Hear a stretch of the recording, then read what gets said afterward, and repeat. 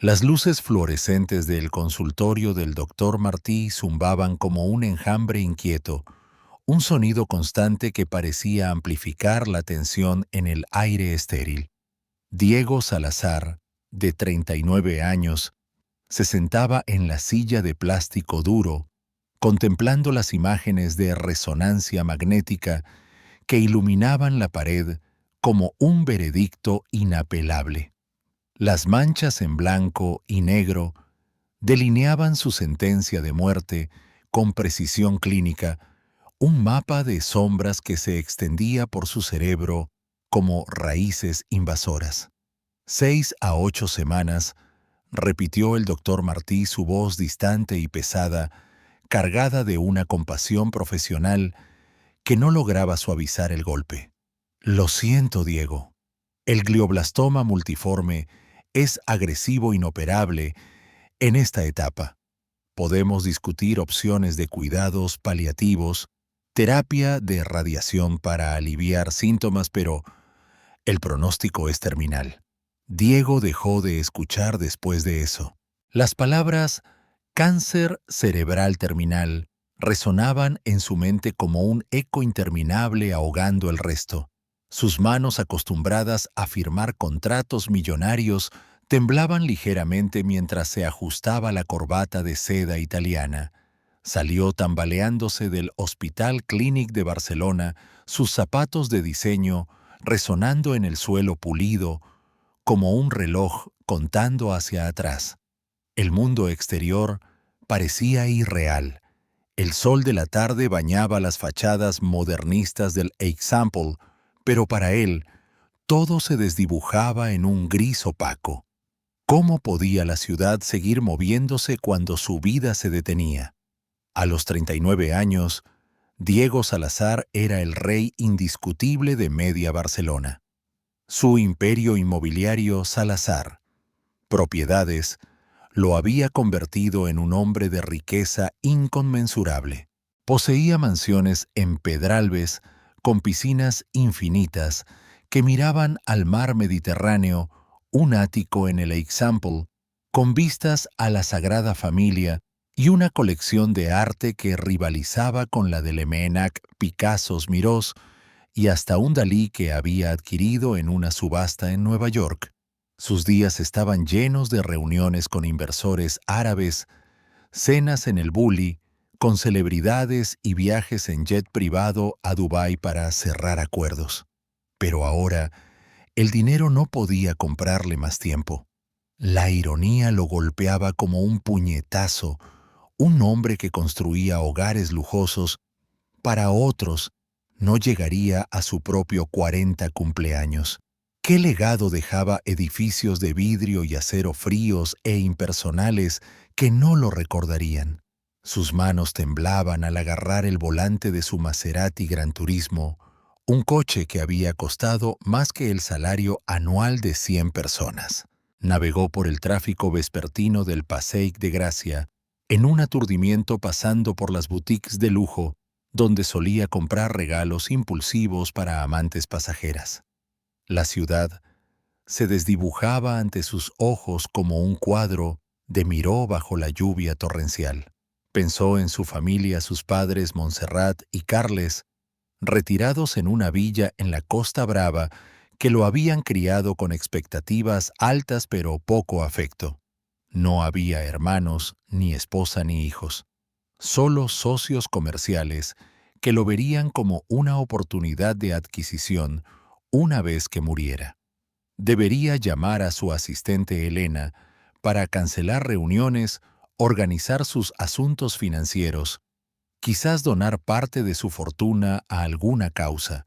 En cambio, condujo sin rumbo por las calles empedradas del Barri Gothic, su mente luchando por procesar lo imposible. ¿Qué haría con las semanas que le quedaban viajar, beber, hasta olvidar, o simplemente esperar el fin en su ático rodeado de lujos vacíos? Entonces los vio esperando en la parada de autobús de la Rambla de Cataluña. Una mujer de cabello castaño sostenía las manos de dos niños idénticos gemelos de unos 6 años. Algo en su postura, en la forma en que inclinaban la cabeza al unísono, le robó el aliento. Diego frenó bruscamente, ignorando los bocinazos enfurecidos detrás de él.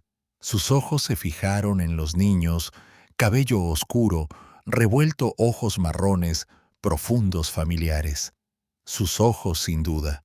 La mujer giró ligeramente y su mundo se hizo añicos en un instante.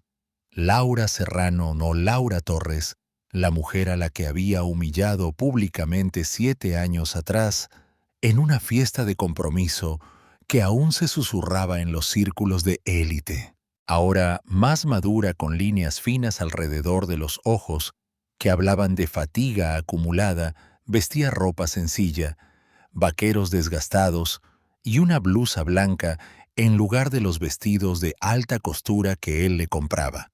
La placa en su uniforme de enfermera decía Laura Serrano, Hospital de San Pau. Cuando el autobús se acercó con un rugido, uno de los niños miró directamente a Diego a través de la ventanilla del coche. La mirada inocente del pequeño lo atravesó como un relámpago y Diego supo con certeza absoluta esos eran sus hijos, los hijos que nunca supo que existían. El parecido era innegable: la mandíbula cuadrada, las cejas pobladas, rasgos que se repetían en las fotos familiares de los Salazar. Abandonó el Maserati en la acera, sin importar el caos que causaba, y corrió hacia la parada, su corazón latiendo con fuerza descontrolada. La multitud vespertina lo empujaba turista con mapas y locales apresurados, mientras luchaba por no perderlos de vista entre el bullicio de la Rambla. Laura gritó, su voz quebrándose por la emoción y el esfuerzo. Ella se congeló apretando las manos de los niños con un instinto protector feroz. Al girarse su rostro palideció, como la nieve del Pirineo en invierno, los ojos verdes, que una vez lo miraban con amor, ahora llenos de pánico y resentimiento. Los niños miraron a su madre con confusión, luego al extraño, bien vestido, que se acercaba jadeando. «¡Te equivocas!», dijo Laura rápidamente, acercando a los niños a su cuerpo como un escudo. «Me llamo Laura Serrano. No te conozco». Pero Diego vio la verdad en sus ojos aterrados, el destello de reconocimiento que no podía ocultar. De cerca, el parecido era aún más innegable, como mirar un espejo del pasado. El niño de la izquierda tenía su mandíbula obstinada, esa determinación que lo había llevado al éxito. El otro, sus cejas pobladas y expresivas. Eran réplicas perfectas de los rasgos de los Salazar, miniaturas vivientes de él mismo a esa edad. «No me mientas, Laura», dijo Diego, dando un paso más cerca a pesar de su evidente miedo. Un dolor agudo atravesó su cráneo de repente, haciéndolo estremecerse y apoyarse en una farola cercana. El glioblastoma, recordándole su presencia. «Esos son mis hijos». «Mamá, ¿quién es este hombre?», susurró el menor, escondiéndose tras las piernas de Laura, su voz temblorosa, llena de inocencia. «Nadie importante, Adrià», respondió ella con firmeza, mirando a Diego con un desafío que ardía como fuego. «Tienes que dejarnos en paz. No nos sigas». «No me voy a ninguna parte», insistió Diego, aunque otra ola de dolor lo obligó a cerrar los ojos por un segundo, el mundo girando a su alrededor. «¿Cuántos años tienen, Laura?». «6. Eso coincide con nosotros». «Eso no significa nada», lo cortó ella, su voz afilada como un cuchillo. «Dejaste claro lo que pensabas de mí hace 7 años. Estos niños no te conocen y no necesitan conocerte. Tienen una vida estable sin ti».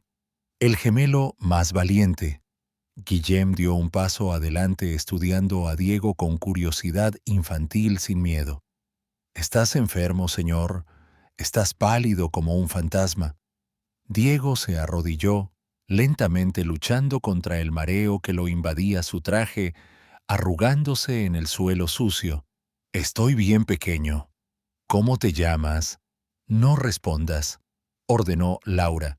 Luego se dirigió a Diego con frialdad glacial. «Si te acercas a mis hijos otra vez, llamaré a la policía. Tienen una figura paterna que realmente se preocupa por ellos y eso es suficiente». El autobús llegó con un rugido ensordecedor, ahogando cualquier respuesta de Diego. Laura apresuró a los niños hacia las puertas abiertas, subiendo con prisa. Guillem miró atrás una vez más, sus ojos inocentes llenos de preguntas que atravesaron el corazón moribundo de Diego como flechas. Se quedó allí en la acera, viendo cómo el autobús se alejaba por la avenida llevándose a su familia recién descubierta. Esa noche, en su ático con vistas al Parc Güell Diego, contempló un vaso de whisky intacto, reflejando las luces parpadeantes de Barcelona abajo. El dolor en su cabeza se intensificaba pulsando como un tambor de guerra, pero no era nada comparado con la agonía en su pecho, un vacío que se expandía. Esos niños, Guillem y Adrià, eran su sangre, su legado vivo, y había perdido 6 años de sus vidas por su propia estupidez. Su mente volvió a esa noche terrible de hace 7 años, nítida como un cristal roto, un recuerdo que lo había perseguido en sueños intermitentes. El Círculo Ecuestre, uno de los clubes más exclusivos de Barcelona, estaba decorado con rosas blancas importadas de Holanda y luces doradas que creaban un ambiente de opulencia mágica.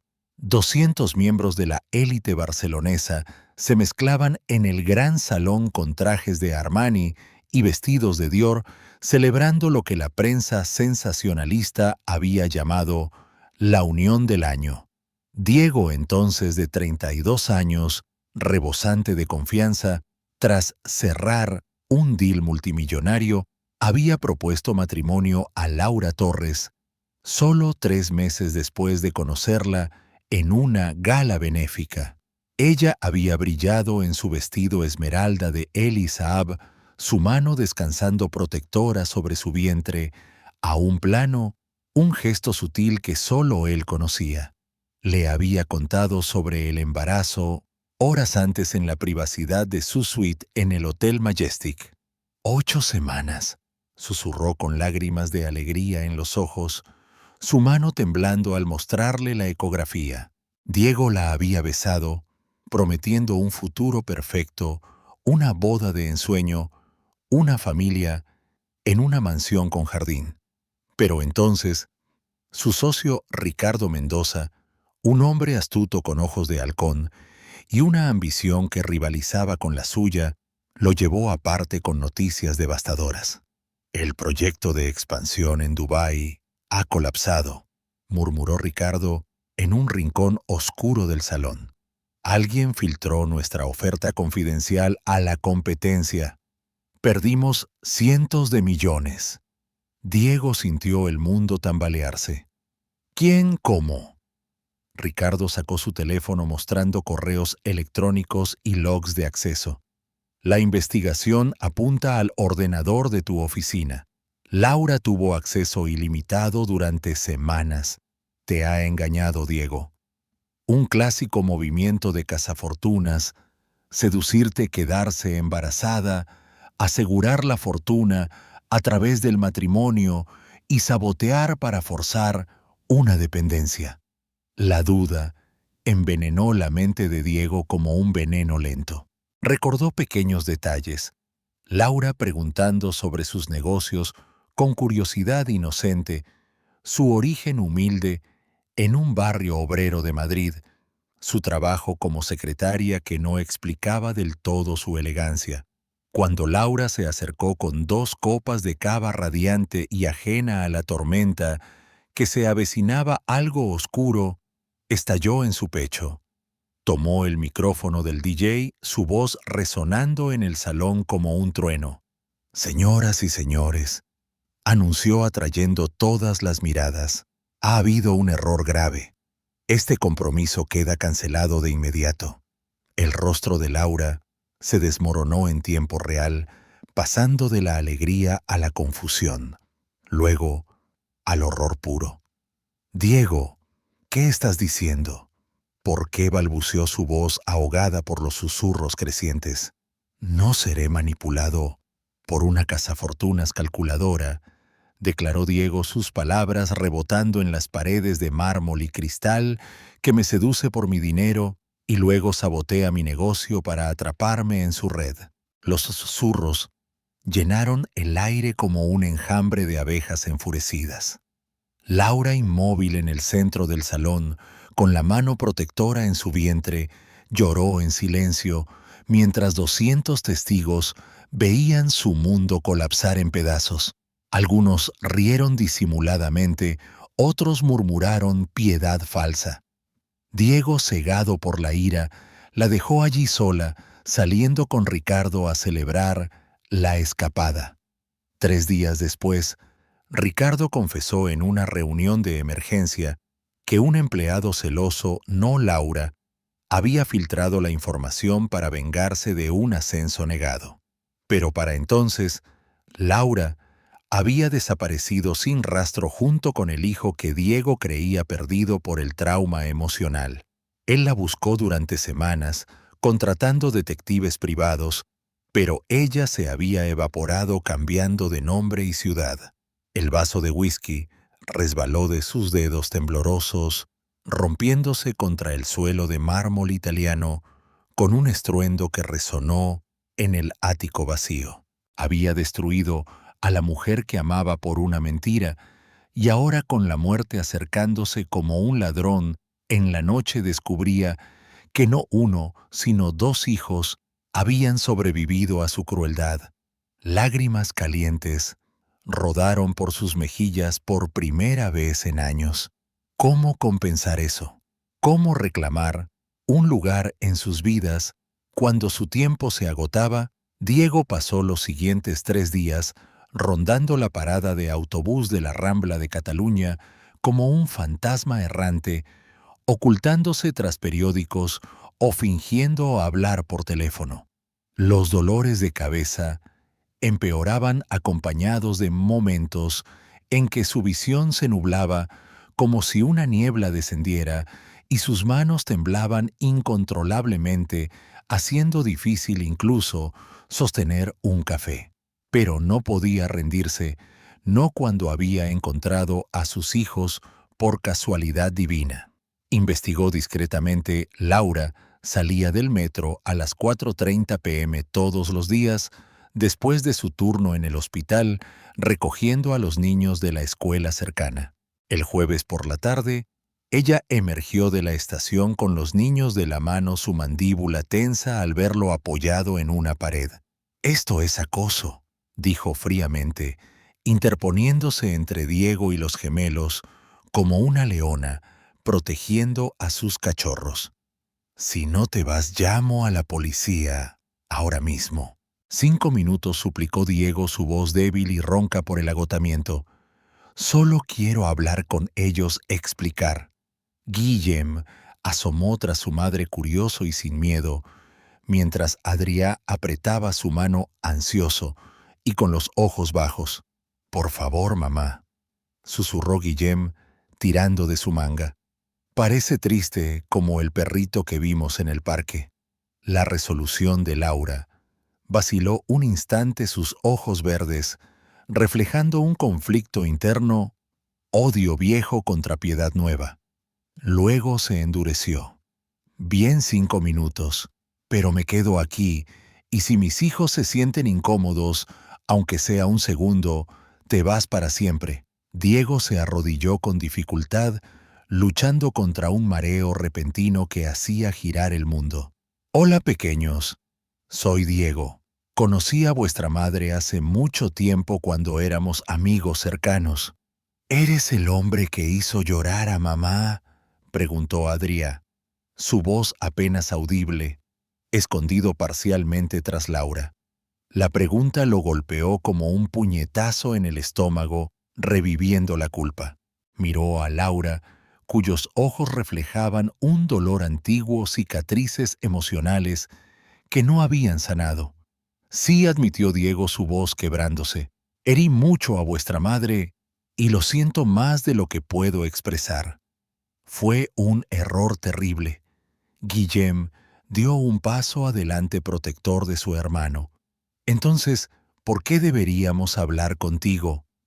Mamá dice que los que hacen daño no son buenos amigos, porque a veces, dijo Diego buscando palabras simples que un niño entendiera, las personas cometen errores terribles por miedo o confusión y pasan el resto de sus vidas intentando compensarlos. Quiero ser mejor ahora. Adrià negó con la cabeza, aferrándose a la pierna de Laura. No necesitamos un papá, tenemos a mamá, y ella nos cuida de todo, nos lee cuentos, nos hace paella los domingos y nos lleva al mar. Se acabó el tiempo, anunció Laura, notando la palidez creciente de Diego y el sudor en su frente. Chicos, despedíos. Adiós, dijo Guillem educadamente, pero Adrià miró al suelo murmurando algo inaudible. Mientras se alejaban hacia el autobús, Diego gritó con desesperación: «Solo quiero conoceros, por favor. Dadme una oportunidad». Laura se giró, su expresión suavizándose ligeramente ante su vulnerabilidad patente. Visitas supervisadas. 1 hora, 2 veces por semana en el Parque de la Ciutadella. Nada más. Y Diego añadió con severidad: «Ve al médico. Pareces fatal, como si estuvieras a punto de colapsar». Esa noche, de vuelta en su ático, Diego contrató a un investigador privado de confianza, un ex policía llamado Víctor, que había trabajado para él en casos de competencia desleal. En horas recibió un dossier detallado por email, un archivo que hizo que su diagnóstico pareciera trivial en comparación. Laura Serrano antes. Laura Torres había cambiado su apellido legalmente tras mudarse a Barcelona poco después del incidente. Trabajaba en 3 empleos para sobrevivir mañanas como técnica de radiología en el Hospital de Sant Pau, donde manejaba máquinas de resonancia con precisión experta. Tardes limpiando oficinas en el Distrito Tecnológico 22, aspirando suelos y vaciando papeleras hasta las 8. Y fines de semana en una cafetería de Gracia, sirviendo cafés y pasteles a hipsters con una sonrisa forzada. Sus ingresos apenas cubrían el alquiler de un piso de 2 habitaciones en un barrio ruidoso del Raval, con paredes finas que dejaban pasar el ruido de vecinos y el olor a fritanga de la calle. Pero lo más devastador fue un informe escolar adjunto. Adrià tenía dislexia severa, diagnosticada a los 4 años, y la terapia recomendada costaba 300 euros semanales, sesiones con especialistas en logopedia y psicología infantil que Laura no podía permitirse. El niño estaba rezagado en lectura, su confianza desmoronándose con cada intento fallido en clase, llevando a episodios de frustración donde rompía lápices o se escondía bajo la mesa. Diego estudió la foto escolar de Adrià, incluida en el dossier, viendo sus propias luchas infantiles reflejadas en esos ojos confundidos y tristes. Él mismo había tenido problemas de aprendizaje en la primaria, superados solo gracias a tutores privados caros pagados por sus padres ambiciosos. Su hijo no tenía ese lujo. En cambio, Laura improvisaba con apps gratuitas y libros prestados de la biblioteca, pero no era suficiente. La revelación final llegó en la segunda visita supervisada en el Parque de la Ciutadella, un oasis verde en el corazón de la ciudad, con fuentes danzantes y bancos sombreados por palmeras. Diego Llegó temprano ocultándose tras un plátano centenario para observarlos sin ser visto, su corazón latiendo con una mezcla de ansiedad y anhelo. Laura se sentó en un banco con los niños, sacando bocadillos de una mochila desgastada. «Cuéntanos otra vez de papá», dijo Guillem a Laura, su voz curiosa, mientras mordía un sándwich de jamón. «Vuestro padre era un buen hombre que se puso muy enfermo cuando erais bebés», respondió Laura, su voz suave pero triste, teñida de una mentira protectora. «Se fue al cielo antes de que pudierais conocerlo, pero siempre os vela desde arriba». Diego se aferró al tronco del árbol, sus nudillos blancos por la fuerza. Les había dicho que estaba muerto. En sus mentes inocentes, él era un extraño, no su padre biológico. «¿Crees que papá nos ve desde el cielo?», preguntó Adria, esforzándose por pronunciar las palabras con claridad, su dislexia haciendo que tartamudeara ligeramente. «Seguro que sí, cariño, y sé que os quiere mucho aunque no esté aquí». La ironía lo asfixiaba, estaba muriendo de verdad, pero para sus hijos ya estaba muerto hacía años. Las visitas supervisadas se convirtieron en una danza delicada de pequeños avances y dolorosos retrocesos, cada una batalla contra el tiempo y su deterioro físico. Diego adaptó las actividades a sus crecientes limitaciones, nada de paseos largos por los senderos del parque o juegos físicos que requerían correr tras una pelota, sino libros para colorear con crayones gruesos, puzzles simples de madera, con piezas grandes y cuentos ilustrados que Adrià pudiera seguir sin frustrarse por las palabras. Guillem fue el primero en ablandarse su naturaleza extrovertida, ganando a la cautela. En la cuarta visita, se acercó al banco de Diego con curiosidad desbordante. «¿Por qué siempre estás sentado y no juegas?», preguntó con la franqueza brutal de un niño de 6 años. «Estos huesos viejos se cansan rápido», respondió Diego, agradecido por una excusa que no revelara la verdad.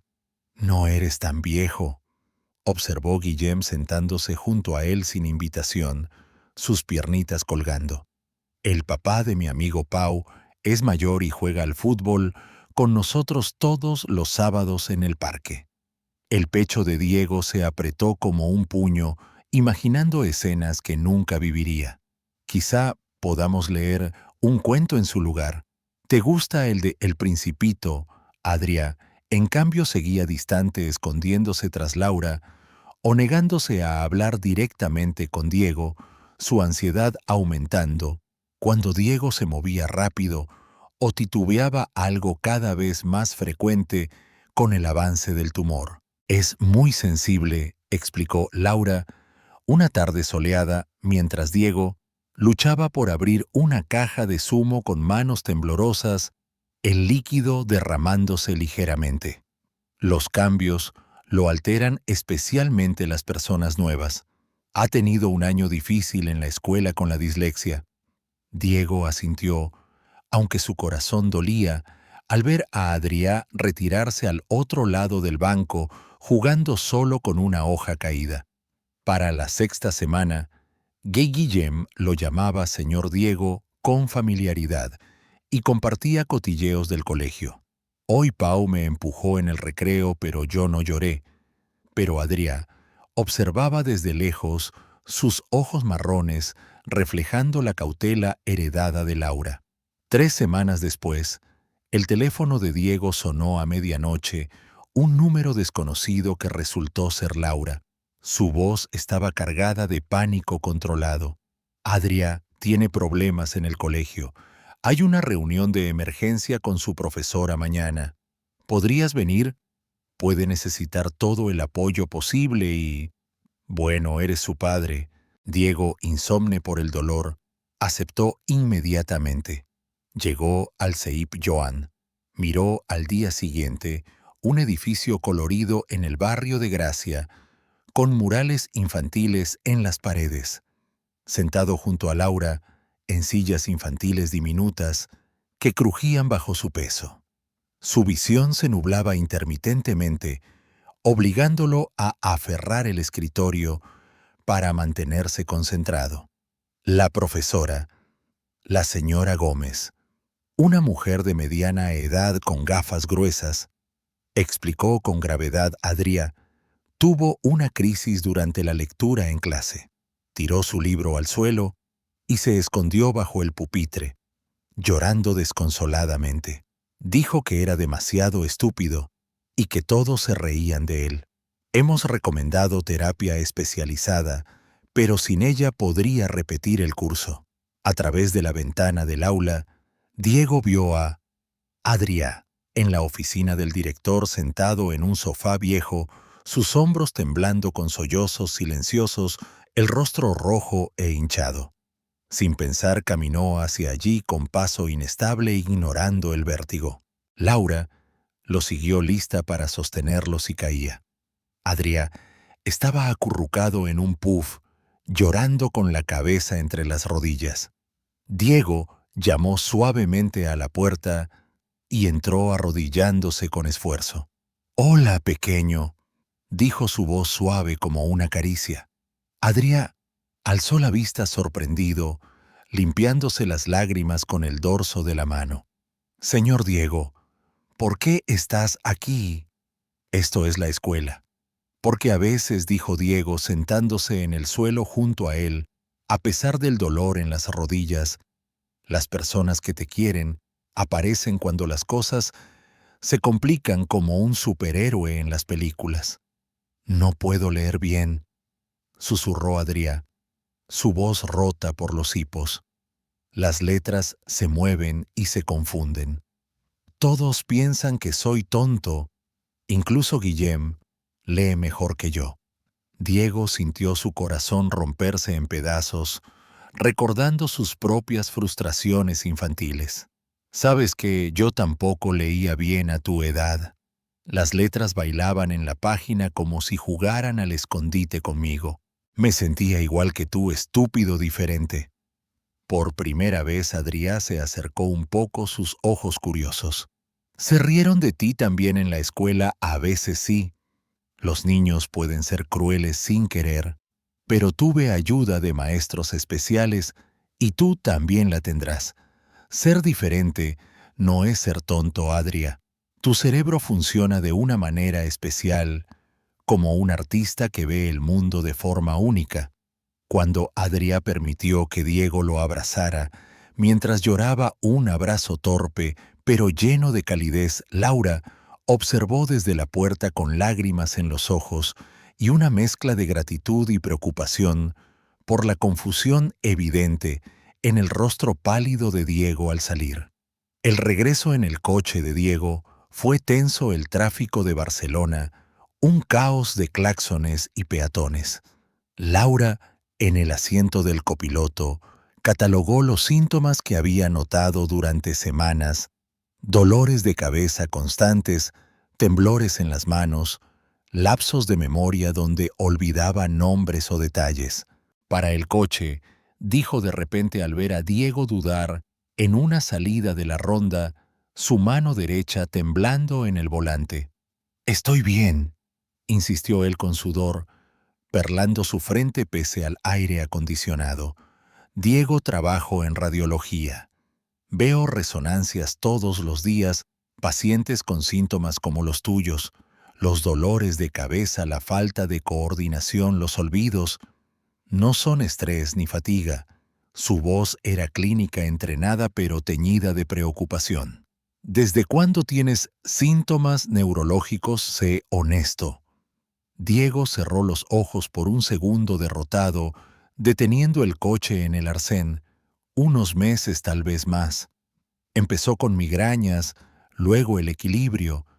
«Por Dios», dijo Laura, su fachada profesional resquebrajándose en ira y miedo. «Has estado con mis hijos con una condición neurológica sin diagnosticar, y si hubieras tenido una convulsión mientras jugabas con ellos, o un desmayo, no es tan grave», mintió Diego evitando su mirada.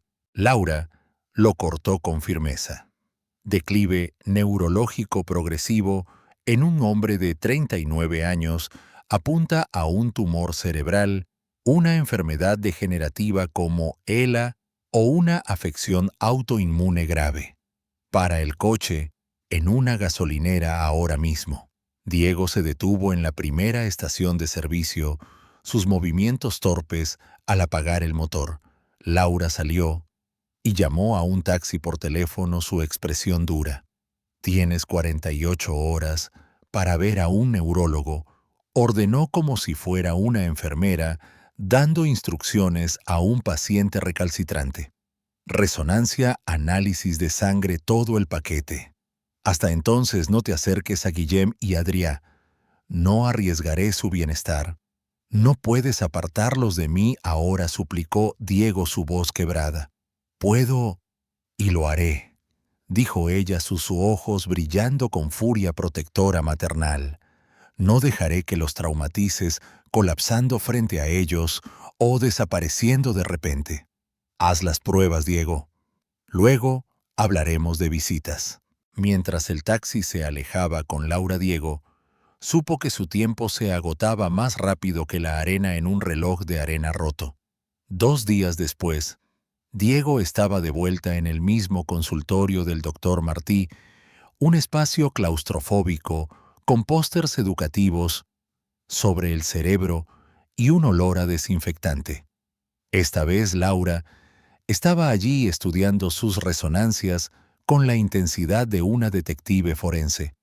El doctor había accedido a incluirla, dada su experiencia en radiología y su relación complicada con el paciente. Las imágenes brillaban en la pantalla del ordenador, mostrando el tumor como una constelación maligna, irregular y expansiva. El rostro de Laura pasó de curiosidad profesional a alarma, luego a una comprensión devastadora que la dejó sin aliento. Glioblastoma multiforme, susurró, trazando los bordes irregulares con el dedo en la pantalla. Etapa 4. Inoperable. ¿Desde cuándo lo sabe, doctor? El doctor miró a Diego, que estaba hundido en su silla exhausto. 6 semanas. Le di el pronóstico inicial, entonces. 6 semanas. Laura se giró hacia Diego, furiosa, sus manos temblando. Sabías que te estabas muriendo y no me lo dijiste. He dejado que pases tiempo con mis hijos mientras me mentías sobre tu salud. Laura, por favor, suplicó Diego, extendiendo una mano temblorosa. Solo quería tiempo con ellos antes del fin. Tiempo. Su voz se quebró en un sollozo ahogado. 6 a 8 semanas de pronóstico inicial. Eso significa que te quedan, ¿qué? 2 semanas ahora. El doctor asintió sombríamente, ajustando sus gafas. El tumor ha crecido significativamente desde la última resonancia. Hablamos de días a semanas ahora, dependiendo de cómo responda a los paliativos. Laura se llevó las manos a las sienes, paseando por el consultorio como un animal enjaulado. Esto es una locura. Pensé que estabas estresado por el trabajo, no que tu cerebro estaba muriendo literalmente. Tenía miedo de que me cortaras el acceso si sabías la verdad, admitió Diego, su voz apenas audible sobre el zumbido de las luces. Ya perdí 7 años por mi estupidez. No podía perder lo poco que me quedaba con ellos. Laura se detuvo, su pecho agitado por respiraciones profundas. Por un momento, miró al hombre que había destruido su vida 7 años atrás y ahora moría frente a ella, un esqueleto de lo que fue. La compasión luchaba contra el resentimiento en su interior. «Si quieres algún tiempo restante con Guillem y Adrià», dijo finalmente, su voz calma pero letal, como una espada, «nunca más me mentirás sobre nada. Yo decido cómo manejamos esto con los niños, cuándo se lo decimos, si se lo decimos, y cuánto tiempo tienes con ellos». «Entendido». Diego asintió, desesperado y agradecido. «Entendido lo que sea». Y Diego añadió Laura con lágrimas contenidas en sus ojos. Lo siento por tu enfermedad de verdad, pero no dejaré que destroces a mis hijos como me destrozaste a mí aquella noche. Las nuevas reglas de Laura eran estrictas, como un contrato legal, visitas de 1 hora 2 veces por semana siempre en su piso del Raval, para que Diego pudiera descansar si lo necesitaba, con sofás cómodos y un baño cerca.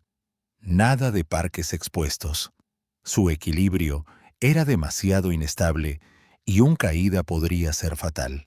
Chicos, anunció Laura en la primera visita, ayudando a Diego a sentarse en el sofá gastado pero acogedor. Diego pasará un rato tranquilo con vosotros hoy. Ha estado enfermo, así que las actividades deben ser calmadas, nada de correr o saltar. Guillem, protector como siempre, se acercó con preocupación infantil. ¿Estarás bien, señor Diego? ¿Necesitas agua o algo? Diego sonrió débilmente, su rostro demacrado. Estoy bien, pequeño. Solo feliz de veros. Adrián, en la esquina con un libro ilustrado de animales, lo miraba con ansiedad, sus deditos jugueteando con las páginas. Diego trajo una cámara de video pequeña, con permiso de Laura, tras explicar su propósito, en privado, grabar mensajes para los niños para hitos futuros como graduaciones o bodas. Guillem, ¿puedes mirar a la cámara un momento?, pidió en la tercera visita, ajustando el trípode con manos torpes. ¿Por qué somos famosos?, preguntó Guillem riendo. Quiero grabar mensajes para cuando seáis mayores, como cuando os graduéis de la universidad o tengáis hijos propios. Guillem frunció el ceño confundido. ¿No puedes decírmelo entonces en persona? Laura intervino suavemente desde la cocina. Diego quiere que sus palabras se guarden para siempre, cariño, como un tesoro en video. Las grabaciones fueron desgarradoras para Diego, quien, a pesar de su deterioro, logró claridad mental para sus hijos. Guillem, si ves esto, probablemente te estés graduando. Estoy muy orgulloso de ti. Siempre fuiste el valiente, el protector de tu hermano. Cuida de Adrián, pero no cargues el mundo solo sobre tus hombros. Sé feliz. Para Adrián. Mi dulce niño, si luchas con la lectura o cualquier cosa, recuerda diferente no es roto.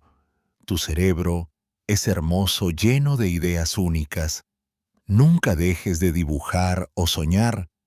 En la cuarta visita, la voz de Diego comenzó a arrastrarse ligeramente, un síntoma nuevo del tumor presionando nervios. Guillem lo notó de inmediato. Señor Diego, hablas raro como si tuvieras sueño. A veces mi boca no funciona bien, explicó Diego como Adrián con la lectura a veces. Pero no importa, ¿verdad?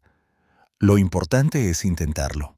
Desde su esquina, Adrián alzó la vista por primera vez con interés, un destello de comprensión cruzando su rostro, como si viera un reflejo de sí mismo en el hombre enfermo. Una lluvia inesperada los atrapó en el piso de Laura, una tarde, un espacio pequeño, pero cálido, con fotos pegadas en las paredes de los niños, en la playa de la Barceloneta riendo con cubos de arena, y un sofá gastado lleno de cojines bordados a mano. Diego, ahora en una silla de ruedas, que Laura había alquilado a regañadientes de su hospital, apenas podía mover su mano izquierda que temblaba sin control, como una hoja en el viento. Hoy traje algo especial, anunció sacando una caja de lápices de artista profesionales importados de Italia con colores vibrantes. Guillem corrió a abrirla excitado, pero Adrián, abrazando su elefante de peluche favorito, un juguete raído llamado Paco, observó desde el sofá, sus ojos fijos en los lápices con anhelo reprimido. Adrián, dijo Diego suavemente, extendiendo la caja con esfuerzo. ¿Te gustaría dibujar algo conmigo? El niño Negó con la cabeza inicialmente, pero no se retiró como de costumbre. Cuando tenía tu edad, me encantaba dibujar, continuó Diego recordando su infancia en la villa familiar. Mis manos eran mejores con dibujos que con palabras o números. Me ayudaba a expresar lo que sentía. La tensión de Adria se suavizó gradualmente, sus hombros relajándose. No dibujo bien, susurró acercándose un paso.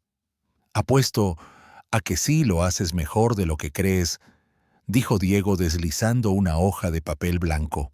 Probamos juntos un árbol, todos pueden dibujar un árbol simple. Mientras trabajaban lado a lado, la mano temblorosa de Diego guiaba la firme de Adrià corrigiendo líneas con paciencia. El silencio era cómodo, roto, solo por el rasgueo de los lápices y la lluvia golpeando las ventanas empañadas, creando un ritmo hipnótico. Señor Diego, dijo Adrià de repente sin alzar la vista de su dibujo, mamá dijo que nuestro papá murió antes de que naciéramos cuando éramos bebés. Diego detuvo su lápiz abruptamente, el corazón latiéndole fuerte. Laura, en la cocina preparando té, se tensó visiblemente, pero Diego le hizo un gesto sutil con la mano pidiendo permiso. Ella asintió a regañadientes. Eso dijo mamá, pero ahora estás aquí, continuó Adrià pensativo añadiendo hojas verdes a su árbol. Volviste del cielo para vernos.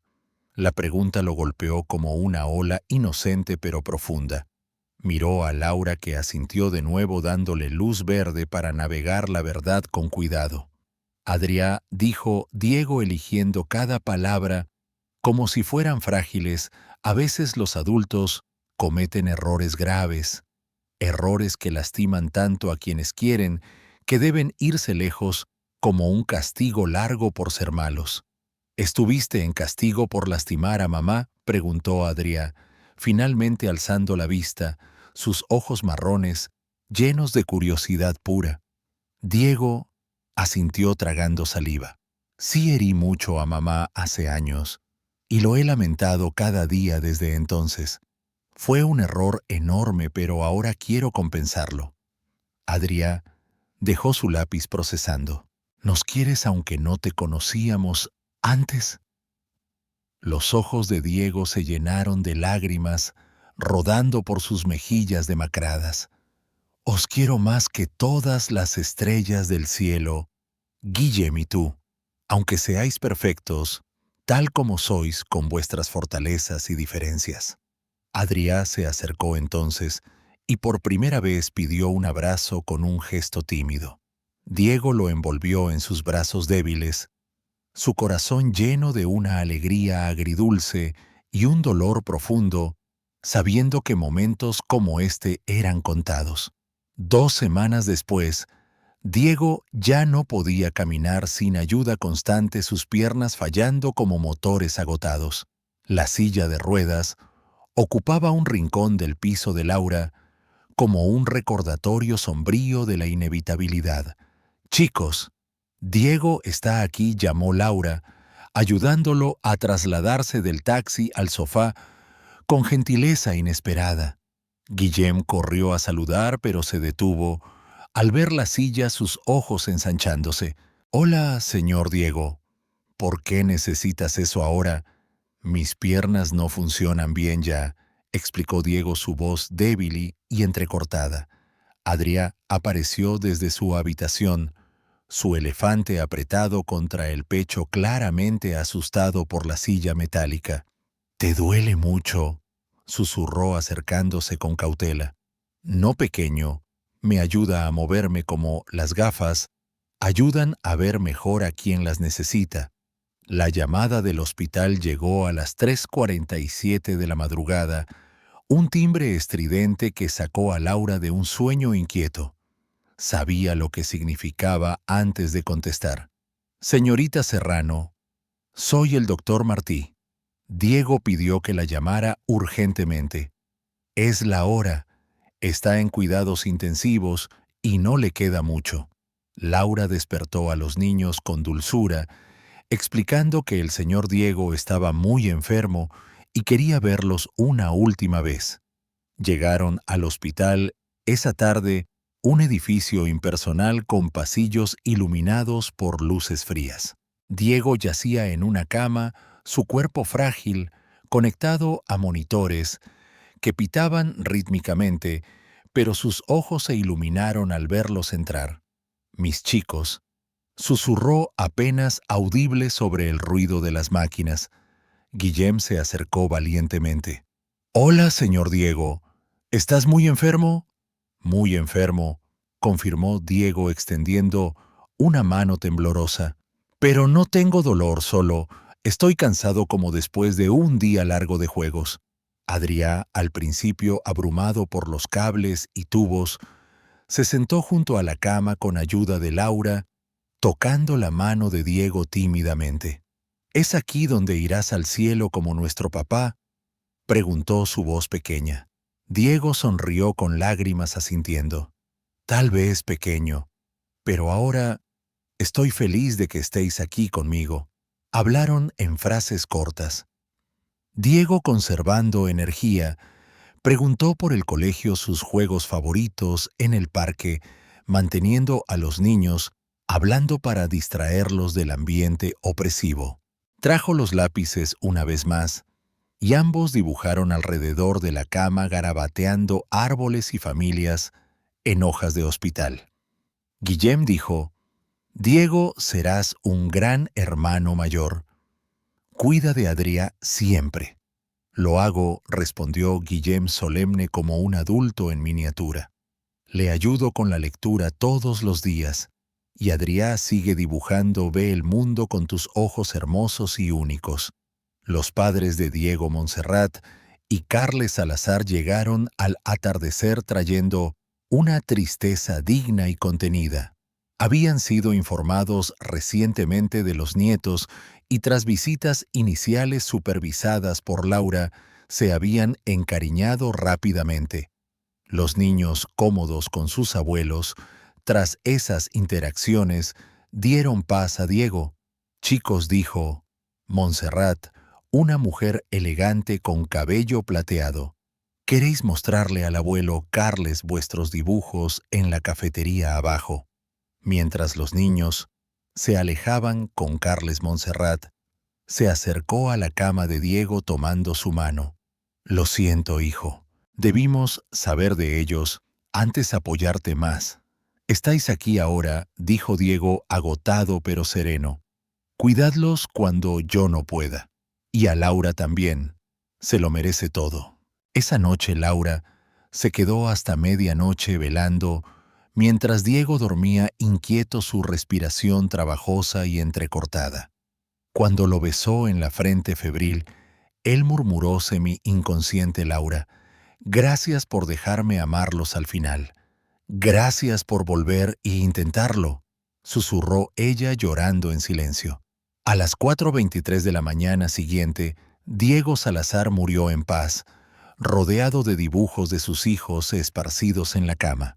Su último pensamiento fue para dos niños que lo llamaban Señor Diego, la mujer que le dio la redención y la familia que aunque tarde había encontrado.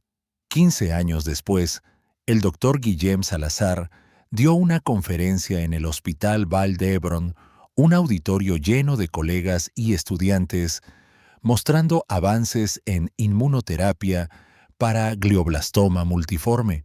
Sus slides proyectaban datos complejos, gráficos de supervivencia, que habían mejorado gracias a su investigación incansable. Adrià, ahora, un ilustrador médico de renombre, estaba en primera fila sus dibujos digitales, ayudando a visualizar caminos neuronales y mecanismos celulares con precisión artística. «Mi investigación busca no solo extender la vida, sino el tiempo de calidad con los seres queridos», dijo Guillem, su voz firme y apasionada, dedicándola a su padre con una pausa emotiva. En el cementerio de Valdeluna, Laura, ahora casada con el abogado David, un hombre amable que había adoptado a los chicos como propios, visitaba la tumba de Diego con los ya adultos Guillem y Adrià, dejando un dibujo de Adria, la familia reunida bajo un arco iris vibrante. Diego estaría orgulloso de vosotros, dijo Laura. Su cabello gris, pero sus ojos aún verdes y vivos. Guillem sonrió abrazándola. Lo aprendimos del mejor mamá. De ti y de él,